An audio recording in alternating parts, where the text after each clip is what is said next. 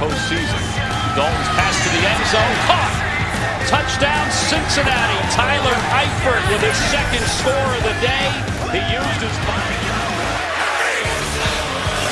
From the 4, Ryan, Julio, Jones, stretched and scored. Touchdown Atlanta. Somebody find Julio. Breeze, far side is Brandon Coleman. Slips the tackle, diving for the pylon. Touchdown.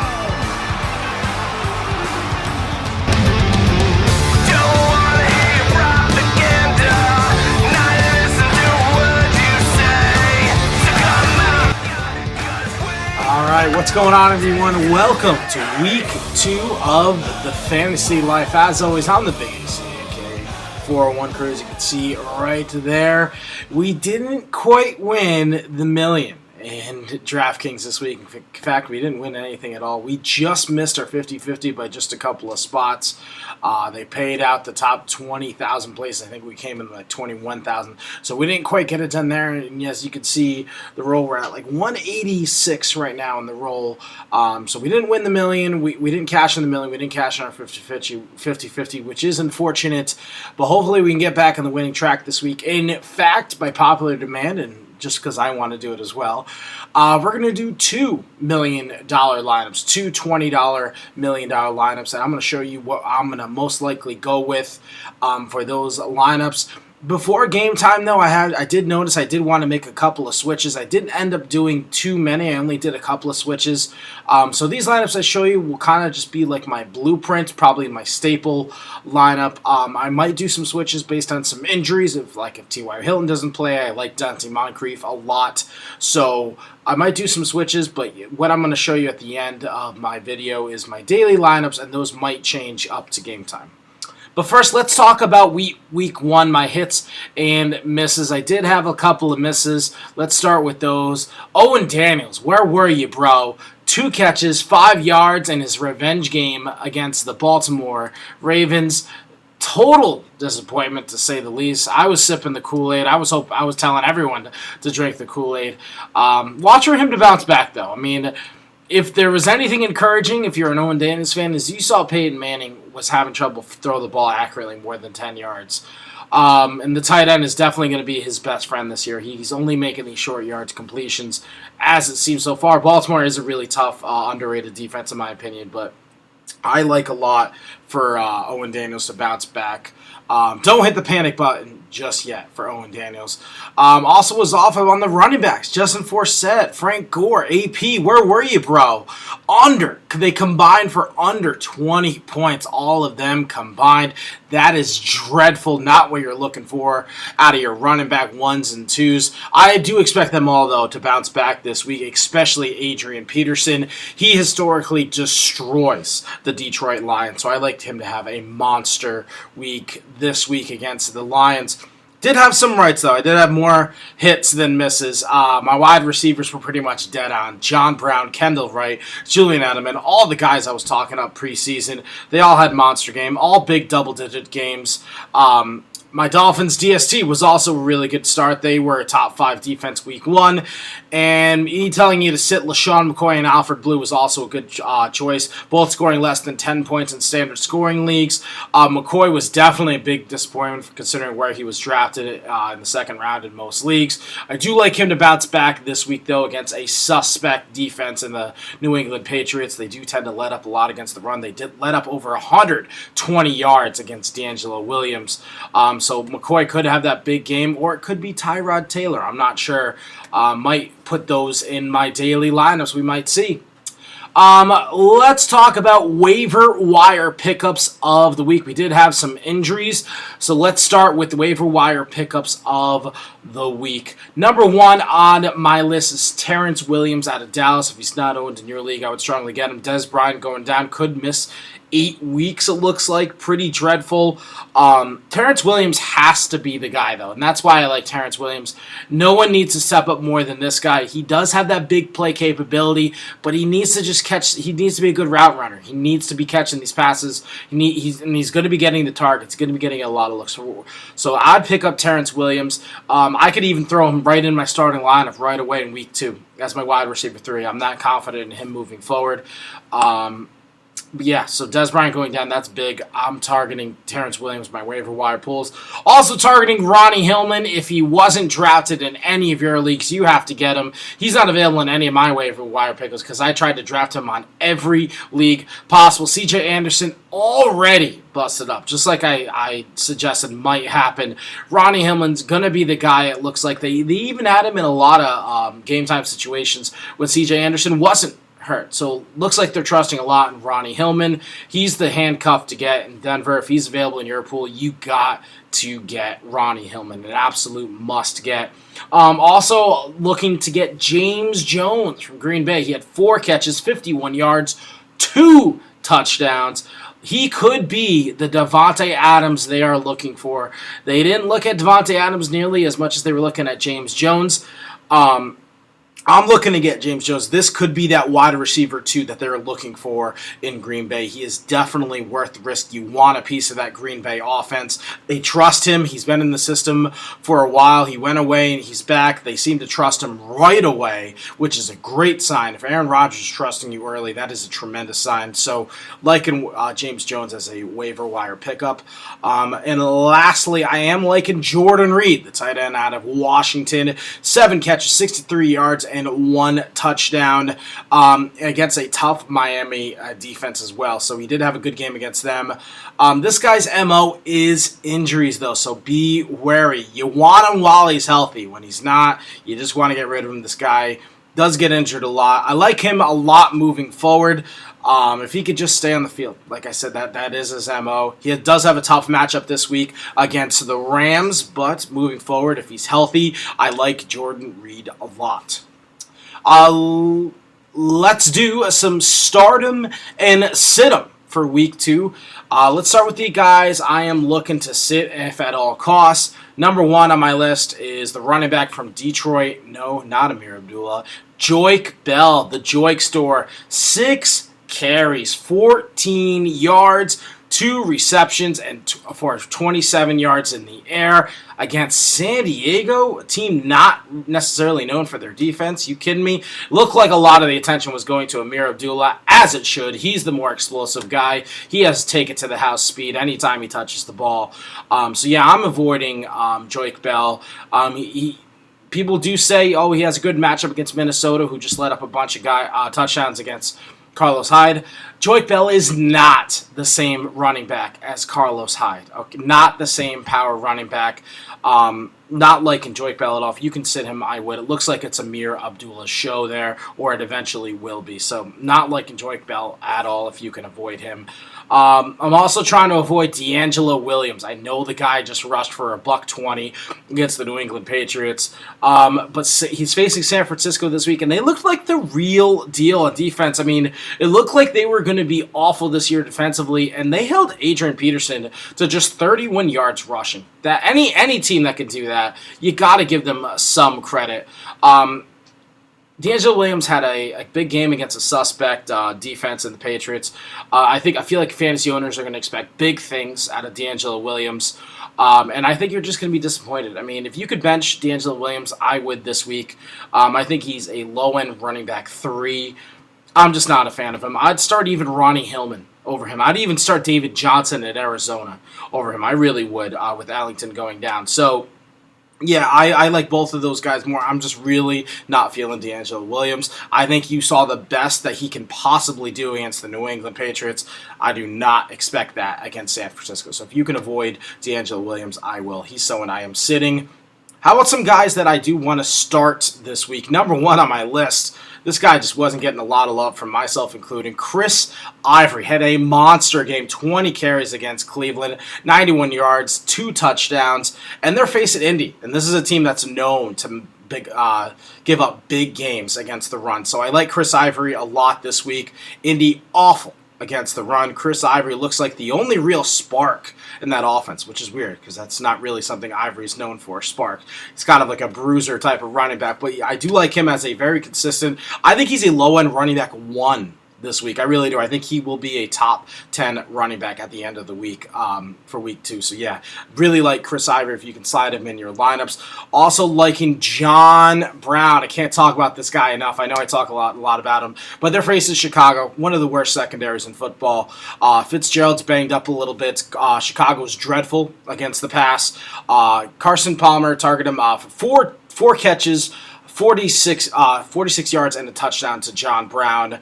Week 1. Love him as a flex play this week. If you can slide him in your lineups, I definitely will. Wide receiver 3 category, absolutely, for John Brown. Also liking Brandon Coleman, the receiver from New Orleans. He had 4 catches, 41 yards, and a touchdown against a very tough Arizona secondary. This week, in my opinion, he is facing the worst defense in football in the Tampa Bay Buccaneers.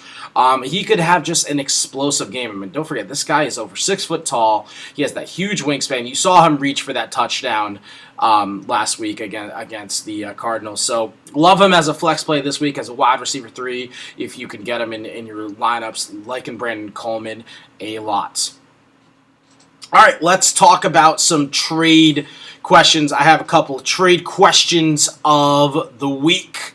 Number 1, I did get the question, should I trade Ronnie Hillman for Joique Bell? I say no.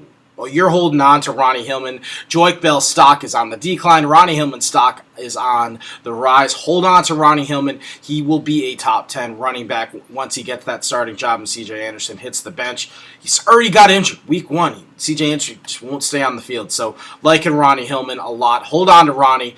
Do not try to get Bell at all. Do not even be thinking Joique Bell. Ronnie Hillman for Amir Abdullah would be a closer trade. Joique Bell you do not want. That's for sure. Another question I got, Greg Olsen versus Houston this week, or Tyler Eifert against San Diego. Eifert had the big game last week. Olsen for the almost goose egg, 1 catch for 12 yards. Who do you like week 2? I got to go Olsen. I know Eifert just had the big game, and you're really hesitant of starting Greg Olsen against Houston after he just was invisible. But he's got to get his yards. I mean, this is a guy who's literally, in the past 4 years, increased his stats. His productivity has gone up literally more and more every year for the past 4 years. He's just got to get it done. It just has to happen. So I am all for starting Greg Olsen over Tyler Eifert. That is an awesome situation, though. You have both options there. If you can throw Eifert in your flex, I think I do like him a lot this week as well. Got another question, a flex question. Which one of these do I start? Stevie Johnson versus Cincy, Terrence Williams versus Philly, or James Jones versus Seattle? I like all 3 of these guys a lot, actually. Of those 3, though, I got to go Terrence Williams here. No Dez Bryant, like we talked about, out for 8 weeks. Williams has got to step it up. He's the big play guy. James Jones would probably be my choice if they weren't facing Seattle week 2. So moving forward, and week 2, I do like Terrence Williams for this week. Stevie Johnson, I do need to see just a little bit more out of him in San Diego. So I would go Terrence Williams here. He needs to be the guy there. That's what it comes down to. He's the big play guy. And he will get guaranteed targets. That's very important also to think about, is Terrence Williams will absolutely be getting those targets. So that he's just in a great situation this week. Another question I got, Danny Woodhead for Vincent Jackson. Is that a fair trade? Yeah, I'd say that's a very fair trade. You're giving up Danny Woodhead, I'm assuming, in this question you asked me. If you need the wide receiver help, I would absolutely go Vincent Jackson. You're trading Danny Woodhead for an absolute top dollar, which I'm a big fan of, trading high, buying low. Yeah, Jameis Winston is going to be behind in a lot of football games this year. He's going to have to air it out. Vincent Jackson's going to get his targets. He's going to get his. And Danny Woodhead, this is just a very, very fair trade. It comes down to this. If you need the wide receiver help, if you just had a big injury, like a Dez Bryant, and Vincent Jackson would absolutely move in your starting lineup, and Danny Woodhead is on your bench, absolutely, you got to do this. But it is a very, very even trade. If you're talking about flex positions here, who would you rather have, Danny Woodhead or Vincent Jackson? If you could start both of them, I'd say it's really dead even. I might even just say Danny Woodhead's a little bit higher. And when trades, in my opinion, are dead even, and it's for a position for a different position, I go with the one that's more scarce. And running back is absolutely the most scarce position in fantasy football. So in regards to is it fair? Yeah, I would give a tiny bit edge toward Danny Woodhead. But if you need that wide receiver help, I'd go Vincent Jackson. Absolutely, I can sign off on that. All right, that does it for my week 2 stardoms and situms, my waiver questions, things like that. Let's move on to the fun stuff. Let's move on to the daily fantasy. Like I said, I am doing 2 $20 Millionaire Maker lineups this week. Let's take a look at my first millionaire lineup. First one I'm going to show you, I got Drew Brees as my quarterback at home against Tampa Bay. Again, I think Tampa Bay is the worst football defense in football right now, so I am liking Drew Brees. Matching him up with Matt Forte and Chris Ivory as my running backs. Matt Forte seems to be the only show in town in regards to productivity in Chicago, so he's going to get his guaranteed touches no matter what against Arizona. Chris Ivory, again, like I was talking about earlier, I think he's going to have a monster game against Indy. Indy's been known to, in the past, let up big games against running backs, so this could be another breakout game for Chris Ivory. For my wide receivers, I'm going for my big money guy, Antonio Brown, $8,800 right here. Home opener against San Fran. San Fran was not tested at all in the air, only on the ground. That could be their weakness for sure. So I do like Antonio Brown. My cheap plays for wide receiver are going to be Brandon Coleman, $3,300. You can't avoid him right there, in my opinion, against the worst defense football. Drew Brees to Brandon Coleman could happen a couple of times there, so I'm liking Brandon Coleman. Also going to Cole Beasley. Again, Des Bryant going down. Someone's got to get those targets. Terrence Williams, Jason Witten, Cole Beasley. I think they're just going to be PPR monsters moving forward. So Cole Beasley, $3,300 as a wide receiver, too, in Dallas against Philly. To me, that's a no-brainer. Got to start there. Spending the money on Gronk. Again, I saw enough. I think Gronk is literally the most uncoverable guy in football. Liking him a very lot. So, yeah, I'm definitely willing to spend the $7,300 on Gronk. Big game against Buffalo for sure. It looks like it's going to be a monster game. So, I just don't think Buffalo's going to be able to stop Gronk, plain and simple. In my flex play, $3,500, Darren Sproles. This is a guy who clearly was an active, used guy for Philly last week. You saw him in a ton of packages. He does return punts as well. So, yeah. $3,500, Darren Sproles, that's a no-brainer. And I got my Rams as my DST against Washington, one of the worst offenses in football, in my opinion, with the Washington. $3,100 for the Rams. I'm going there. They did have a special teams touchdown as well. All right, let's look at my other lineup that I'm going to be putting in. The combination I'm going to be going is Andy Dalton, AJ Green as my double rainbow. Andy Dalton, $5,800, very inexpensive play. He had a good game last week, like an Andy Dalton in the home game against San Diego. Running backs, I'm going to go Mark Ingram and Adrian Peterson. Mark Ingram, again, against Tampa Bay. If it's not going to be one in the air, it's going to be one on the ground, I think. So I think Mark Ingram has a chance to get that monster double-digit, that 2-touchdown game, definitely dropping a double-digit points this week. Adrian Peterson at home opener against Detroit. This could be that monster game you were looking for. Historically, he absolutely destroys Detroit. So I'm liking Adrian Peterson this week. He could be the fantasy player of the week. Spending the money on Antonio Brown, again, I think that's how you're going to be able to beat San Fran, is in the air. Antonio Brown, liking him a lot. Ted Ginn, only $3,100 against Houston. He's the wide receiver 2 in Carolina. He did get a couple catches for 50 yards. He does do the return game stuff as well, so you never know with them. That's my inexpensive gamble play there. AJ Green, I told you, with the double rainbow. Andy Dalton to AJ Green. AJ Green is $7,500 in DraftKings this week. I think those two could easily have a monster game this week.